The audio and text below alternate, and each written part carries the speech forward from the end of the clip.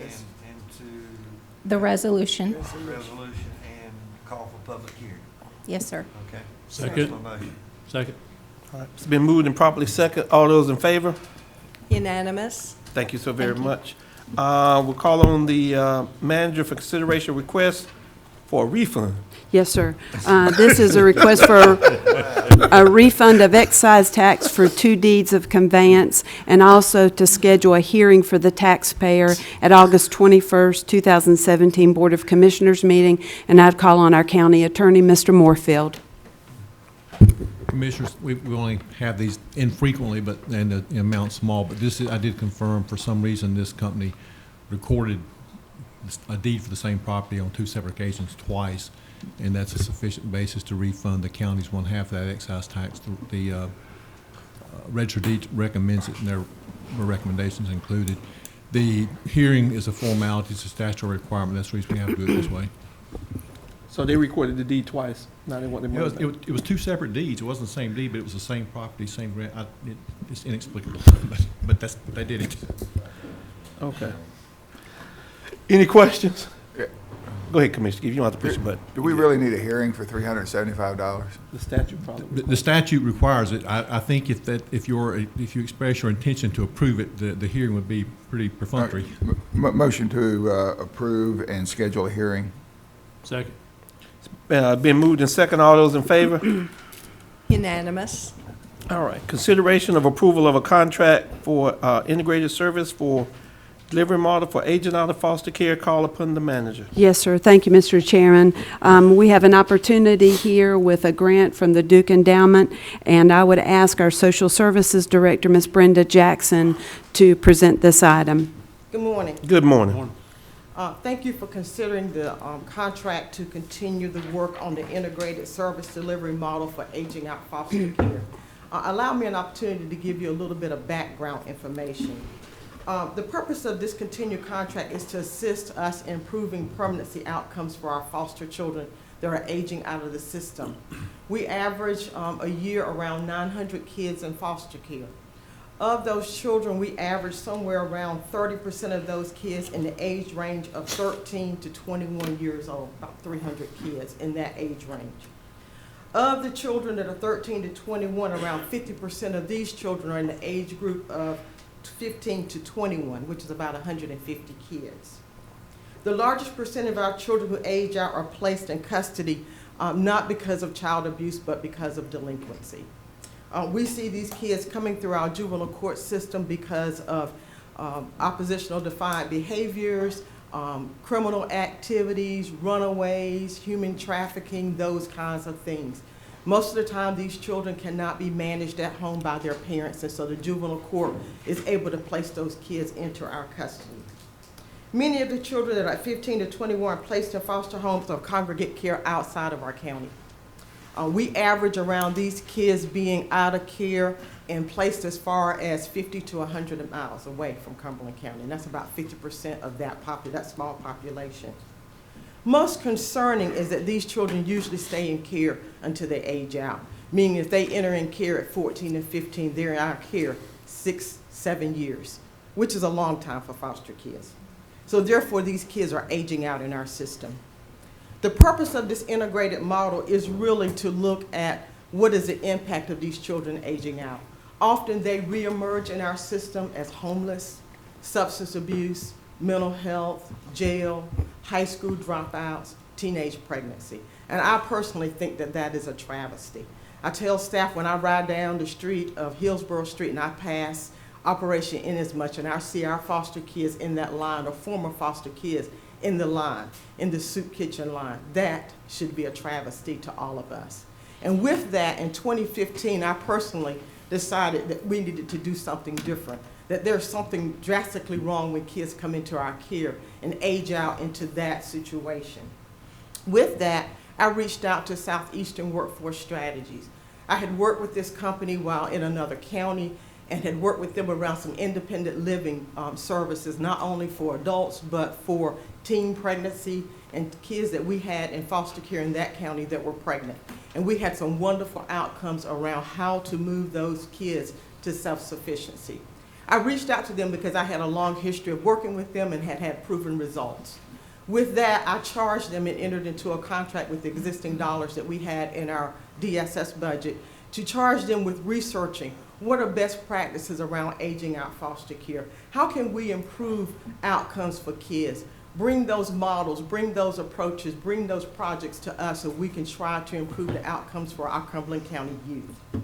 We work with workforce development and the youth summer youth program to try to look at different initiatives. What we determined was there was a lot of programs out there around independent living. The problem that we faced was many of those kids failed at those programs. And the reason why they failed is because we do things like family literacy, teach them how to balance a checkbook. We think the solution is to find a job for them, but we don't deal with those root cause issues that they have. Kids have issues like, how do I cope? How do I problem solve? How do I manage my anger? And so oftentimes when kids are placed, youth are placed in those situations, they often fail. And so we said something's intrinsically wrong with that, and we need to work on those issues prior to placing children into care. Since that time, this is 2015, we also started looking at the research and what the research was saying. And we really felt like that we needed to have a model that could have proven results. With that said, I, along with Southeastern Workforce Strategy, really started looking at different research initiatives. And we partnered through a collective impact model on what we call a model approach for child welfare and change. With that, we looked at collective impact, and I don't know if you remember, the Fed Observer was doing a series of articles back in 2015, 2016, looking at crime in Fayetteville, and they were looking at collective impact. And I found it interesting because collective impact looks at a laser-focused initiative, meaning instead of eating the whole apple, you eat that apple one bite at a time, and that you focus on one issue, one problem, one struggle that you have. And for us, it was youth aging out of foster care. With that said, I charged Southeastern Workforce Strategy as a project manager to go around and look at collective impact. And what we found out is that collective impact is a community initiative, which we believe is certainly needed. But what's most importantly, how do we use collective impact at the Department of Social Services? Right now, we have programs in child welfare, we have programs in adult services like adult protective services, guardianship. We have the Work First program, which is an employment training program that we have, but they're all siloed within the department. What we came up with is an internal collective impact model. How do we maximize the service delivery that we already provide, that we already have under the umbrella of the Department of Social Services? How do we maximize those services? How we maximize that funding to prove our service delivery inside? This was innovative and caught the attention of Chapin Hall at the University of Chicago, because collective impact has never been used as an inside-out model, meaning you internally, collectively improve your outcome and your service delivery using your funds and program, and then you expand to how the community, the schools, juvenile justice, the court system, law enforcement can also wrap their arms around this effort to improve outcomes for youth. Chapin Hall at the University of Chicago is a well-known research and policy group that focuses on outcomes for kids. We were able to work with them, and in kind, by the way, for 2 years on this effort to how to use research, how to use data to improve outcomes for kids. How do you know that your program worked? How do you know who your kids are? How do you know that you made a difference? And this will be a longitudinal process when we start working with kids now, and we follow those kids into their 30, 40 years old to see what we did it really make a difference? Did we utilize the resources in a very effective and efficient manner? Many of you may not know, but Chicago is the home of social work. The University of Chicago is the birthplace of the formal degree in social work, and we feel honored to have this partnership. This project and initiative, we then took it to the state to work with them in terms of data and outcome, and we were able to form a partnership with North Carolina Department of Health and Human Services and with UNC Chapel Hill, who holds the research and data for the state. They find this project to be innovative, and they're excited about that. We then started looking for funds, because researchers are very expensive. When you start bringing expert researchers in, it can be very, very costly. We then presented our project to Casey Family Programs, and they were able to grant us an award of $25,000. We also received state adoption funds in the amount of $50,000. And what we're absolutely most excited about is an investment of Duke Endowment of $784,000 in a 2-year grant. We're really excited about this. What impressed Duke Endowment the most was, first of all, the commitment to this work, which has been in place for almost 2 years, the work of Southeastern Workforce Strategy, the in-kind partnership of Chapin Hall of the University of Chicago, and of course those other partners and stakeholders that I mentioned. With that said, we certainly would ask for your support in continuing this work, because we are very excited about improving outcomes for our youth in foster care. And let me take this opportunity, and I think we've had this conversation because we've met upstairs, the county manager, foster care, kids in foster care have been one of the things that's on the forefront of this county. Let me congratulate you. You told us about this a couple of years ago, and it's exciting to see the birth of something new, innovative. And I think that what has happened throughout today is, as we look at from department to department to department, the wonderful and the great things that are happening in Cumberland County. Couple of things I took away, and I do applaud you for all of that. The silos, we talk about the silos, and it's interesting that you talk about the silos within the department, because we talk about it, countywide and from department to department. But I think that is innovative to look inward, to be able to see what you can be able to do that. And I think at the conferences that we go to, the national conferences, is they talk about data-driven outcomes. They have 2 and 3 sessions.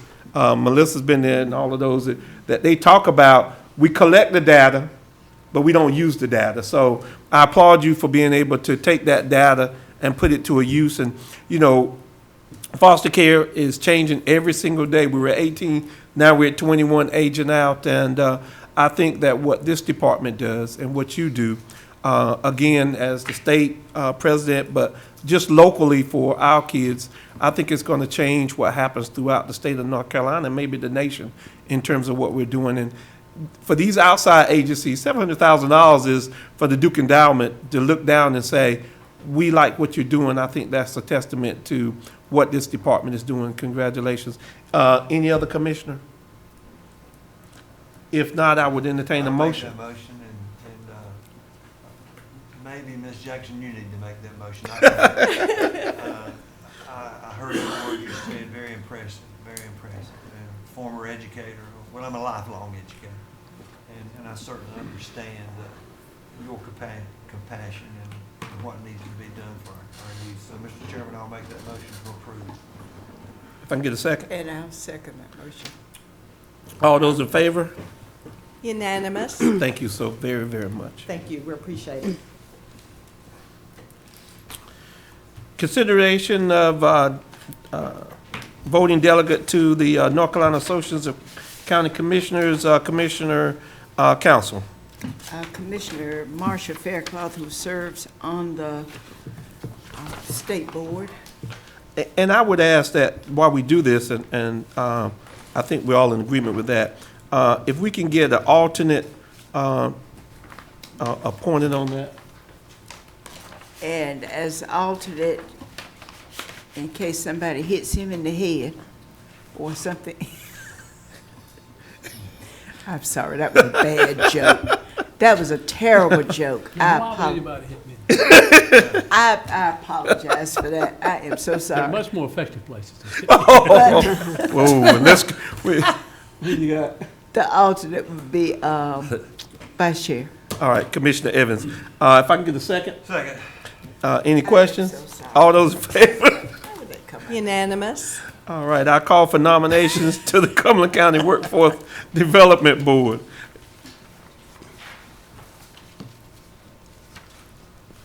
Y'all should be able to get that. Y'all got some new iPads. Page 95. Hey, Charles always takes care of that. Well, he does the appointment part. Yeah, we're not there yet. Mr. Chair, I'd like to recommend Mr. Robert Van Giens. All righty. Nominations for the Transportation, if there's no other ones, Transportation Advisory Board. I can't find it.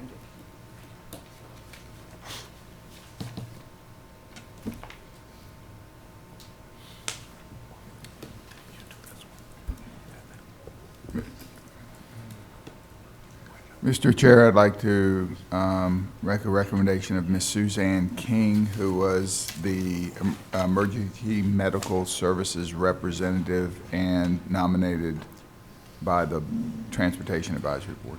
Thank you, Commissioner Keith. Appointment of the ABC Board Chairman. I think they sent that over from the ABC Board. Mr. Chairman, I'd like to recommend that we endorse the recommendation of the ABC Board and Mr. Wade Harden as president. Is there a second? All those in favor? Unanimous. All right. There are no appointments to any boards or commission, so we will not do that. We'll recess the Board of Commissioners meeting, and I will call and convene the Kelly Hills, Slocum Road Water and Sewer District to order.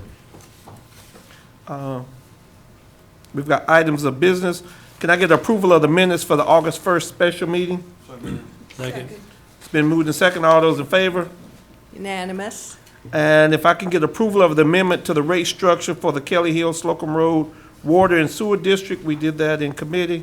So moved, Mr. Chairman. Second. All those in favor?